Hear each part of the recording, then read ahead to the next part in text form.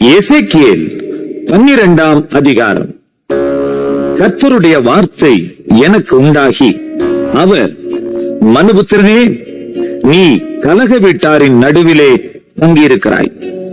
காணும்படிக்கு அவர்களுக்கு கண்கள் இருந்தாலும் காணாமற் போகிறார்கள், கேட்கும்படிக்கு அவர்களுக்கு காதுகள் இருந்தாலும் கேளாமற் போகிறார்கள். அவர்கள் கலக வீட்டார். இப்போதும் மனுபுத்திரனே, நீ பரதேசம் போகும்படி பிரயாண சாமான்களை ஆயத்தப்படுத்தி பகற்காலத்திலே அவர்கள் கண்களுக்கு முன்பாக பிரயாணப்படு. உன் ஸ்தலத்தை விட்டு வேறே ஸ்தலத்துக்கு அவர்களுடைய கண்களுக்கு முன்பாக புறப்பட்டு போ. அவர்கள் கலக வீட்டார் ஆன போதிலும் ஒருவேளை சிந்தித்து உணருவார்கள்.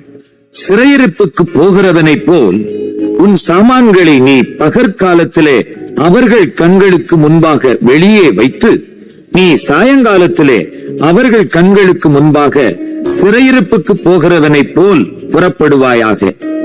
அவர்களுடைய கண்களுக்கு முன்பாக நீ சுவரிலே துவாரமிட்டு அதன் வழியாய் அவைகளை வெளியே கொண்டு போவாயாக. அவர்களுடைய கண்களுக்கு முன்பாக அவைகளை உன் தோளின் மேல் எடுத்து மாலை மயங்கும் வேளையிலே வெளியே கொண்டு போவாயாக. நீ தேசத்தை பாராதபடி உன் முகத்தை மூடிக்கொள். இஸ்ரவேல் வம்சத்தாருக்கு உன்னை அடையாளமாக்கினேன் என்றார்.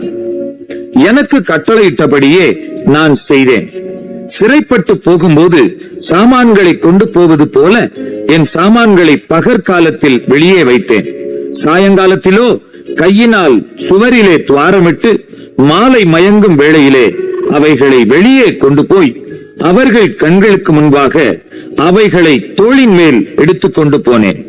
விடியற் காலத்திலே கர்த்தருடைய வார்த்தை எனக்கு உண்டாகி, அவர், மனுபுத்திரனே, கலக வீட்டாராகிய இஸ்ரவேல் வம்சத்தார் உன்னை பார்த்து, நீ செய்கிறது என்னவென்று உன்னை கேட்டார்கள் அல்லவா?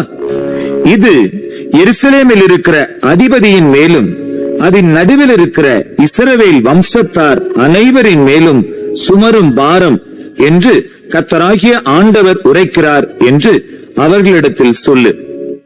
நீ அவர்களை நோக்கி, நான் உங்களுக்கு அடையாளமாயிருக்கிறேன். நான் செய்வது எப்படியோ அப்படியே அவர்களுக்கும் செய்யப்படும். சிறைப்பட்டு பரதேசம் போவார்கள். அவர்கள் நடுவில் இருக்கிற அதிபதி மாலை மயங்கும் போது தோளின் மேல் சுமை சுமந்து புறப்படுவான்.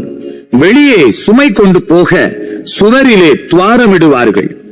கண்ணினாலே அவன் தன் தேசத்தை காணாதபடி தன் முகத்தை மூடிக்கொள்வான். நான் என் வலையை அவன் மேல் வீசுவேன். அவன் என் கண்ணியிலே பிடிபடுவான். அவனை கல்தேயர் தேசமாகிய பாபிலோனுக்கு கொண்டு போவேன். அங்கே அவன் சாவான், ஆகிலும் அதை காணமாட்டான். அவனுக்கு உதவியாக அவனை சுற்றிலும் இருக்கிற யாவரையும், அவனுடைய எல்லா இராணுவங்களையும் நான் சகல திசைகளிலும் தூற்றி அவர்கள் பின்னே பட்டயத்தை உருவுவேன். அப்படி நான் அவர்களை ஜாதிகளுக்குள்ளே தூற்றி அவர்களை தேசங்களிலே சிதறடிக்கும் போது நான் கர்த்தர் என்று அறிந்து கொள்வார்கள். ஆனாலும் தாங்கள் போய் சேரும் ஜாதிகளுக்குள்ளே தங்கள் அருவருப்புகளையெல்லாம் விவரிக்கும்படி நான் அவர்களில் கொஞ்சம் பேரை பஞ்சத்துக்கும் பட்டயத்துக்கும் கொள்ளை நோய்க்கும் தப்பி மீந்திருக்க பண்ணுவேன். அப்பொழுது நான் கர்த்தர் என்று அறிந்து கொள்வார்கள் என்று சொல் என்றார். பின்னும் கர்த்தருடைய வார்த்தை எனக்கு உண்டாகி, அவர், மனுபுத்திரனே, நீ உன் அப்பத்தை நடுக்கத்தோடு புசித்து உன் தண்ணீரை தத்தளிப்போடும் விசாரத்தோடும் குடித்து தேசத்தில் உள்ள ஜனங்களை நோக்கி, இஸ்ரவேல் தேசத்தில் உள்ள எருசலேமின் குடிகளை குறித்து கர்த்தராகிய ஆண்டவர் சொல்லுகிறது என்னவென்றால், தங்கள் அப்பத்தை விசாரத்தோடே புசித்து தங்கள் தண்ணீரை திகிலோடே குடிப்பார்கள். அவர்களுடைய தேசத்து குடிகளுடைய கொடுமைகளின் நிமித்தம் அதில் உள்ளதெல்லாம் அழிய அது பாழாகும். குடியேறி இருக்கிற பட்டணங்கள் வனாந்தரங்கள் ஆகி தேசம் பாழாய் போகும். அப்பொழுது நான் கர்த்தர் என்று அறிந்து கொள்வீர்கள் என்று சொல் என்றார். பின்னும் கர்த்தருடைய வார்த்தை எனக்கு உண்டாகி அவர், மனுபுத்திரனே, நாட்கள் நீடிக்கும், தரிசனம் எல்லாம் அவமாகும் என்று இஸ்ரவேல் தேசத்திலே வழங்கும் பழமொழி என்ன? ஆகையால் நீ அவர்களை நோக்கி, கர்த்தராகிய ஆண்டவர் உரைக்கிறது என்னவென்றால், அவர்கள் இனி இஸ்ரவேலிலே இந்த பழமொழியை சொல்லி வராதபடிக்கு நான் அதை ஒழிய பண்ணுவேன். நாட்களும் எல்லா தரிசனத்தின் பொருளும் சமீபித்து வந்தன என்று அவர்களோட சொல்லு. இஸ்ரவேல் வம்சத்தாரின் நடுவில் இனி சகல கள்ள தரிசனமும் முகஸ்துதியான குறி சொல்லுதலும் இராமற் போகும்.